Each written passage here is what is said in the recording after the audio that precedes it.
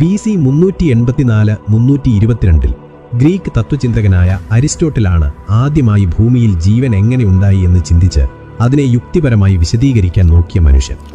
അരിസ്റ്റോട്ടിലിനെക്കുറിച്ച് പറഞ്ഞാൽ അദ്ദേഹം ഒന്നിൽ കൂടുതൽ വിഷയങ്ങളിൽ പഠനം നടത്തുകയും അതിൽ കഴിവ് തെളിയിക്കാൻ നോക്കിയ മനുഷ്യനാണ്. അദ്ദേഹം കൈവച്ച മേഖലകളിലെല്ലാം തന്നെ അദ്ദേഹം വിജയിക്കുകയും മനുഷ്യരാശിക്കും ശാസ്ത്രലോകത്തിനും പുതിയ സംഭാവനകൾ നൽകുകയും ചെയ്തു. അദ്ദേഹം പൊളിറ്റിക്കൽ സയൻസിന്റെ പിതാവ് എന്നാണ് അറിയപ്പെടുന്നത്.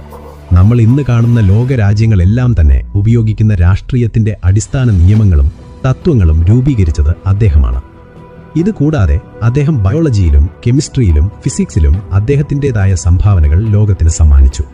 അതിൽ കുറേയൊക്കെ വിജയിച്ച് കുറച്ചൊക്കെ പരാജയപ്പെട്ടു. അങ്ങനെ വിജയിച്ച് പരാജയപ്പെട്ട ഒരു കഥ കൂടിയാണിത്. അത് അദ്ദേഹത്തിന്റെ തെറ്റല്ല. അന്ന് ലഭിച്ച പരിമിതമായ റിസോഴ്സും വിവരങ്ങളും വെച്ച് ഒരുപാട് നല്ല കാര്യങ്ങൾ കണ്ടുപിടിക്കുമ്പോൾ ഒന്ന് രണ്ടെണ്ണം തെറ്റിപ്പോകുന്നത് സ്വാഭാവികമാണ്.